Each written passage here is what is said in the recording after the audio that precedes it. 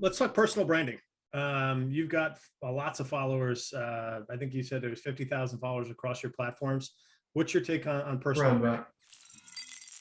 So one thing to note with this is how I first got into business was I started Instagram theme pages. So for everybody who doesn't know what Instagram theme pages, I started when I was 15 years old in 2015. So I'm 22 right now.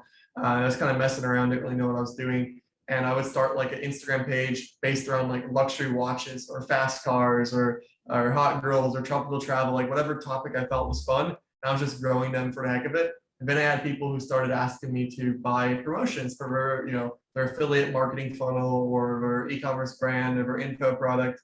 And they would pay me 20, 30 bucks. And sure enough, that actually grew into over 1 million followers with all those pages within, it was like a year and a half, a year. And I ended up selling that, but that's kind of how I got into learning how important followers can be for instant traffic. So I just started slowly growing my followings, and now I have 20 something K on Instagram, 40 on TikTok, a few thousand on Facebook and Twitter. And funny enough, YouTube I have 700 subs, but YouTube is one of our biggest traffic sources. YouTube is a killer. Off 700 subs on YouTube, we get like 3 to 4 sales calls a week, which is ridiculous. So personal branding is awesome because it does a few things. It's organic traffic you don't have to work for. And also the people who come from your personal brand, they idolize you in a way. Not all of them, but a lot of them, a bit more starry-eyed on the sales call, where from cold email, it will be a bit more of like, I'm not wasting my time talking to this guy. Like, and you can break that down with good rapport, but you have very starry-eyed sales calls, which close higher. But networking is great too, because like, for example, having 10K followers allows you to DM people and have them answer much better than having 0. Because everybody with followers gets tons of DMs, and it's hard to tell who's credible. But if someone has followers, it's just easier to filter them that way. So like I use my built-out profiles for networking to meet a bunch of people, which is great. So we got traffic, we've got networking, and also credibility. It's nice that when I reach out to somebody, they can look me up and they can find me on a podcast, the website, LinkedIn, Instagram, YouTube. I even use my YouTube videos in my outreach, relevant YouTube videos. So it's overall been like, I would say that 50% of my clients have come from my personal brand and another 50% from outreach. Interesting. So when you're saying you're using it in your outreach, are you using like a case study example or a how-to? What's your take on implementing that? And I used to think that adding links would be triggering of spam, but is it the fact that it's coming from YouTube, a Google-owned entity, that it is okay?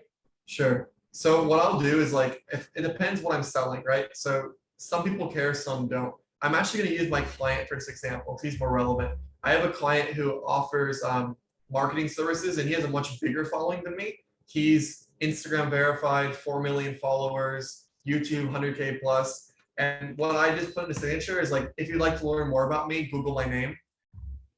And that's like a really cool flex that people respond and have a joking way, wow, I looked you up, let's talk. But even just, people can look up my name and they can see about me, just having my signature there. Or if I tag my Instagram, I won't use a link. I'll just do like Instagram @ Michael R. Gardiner, LinkedIn Michael Gardiner.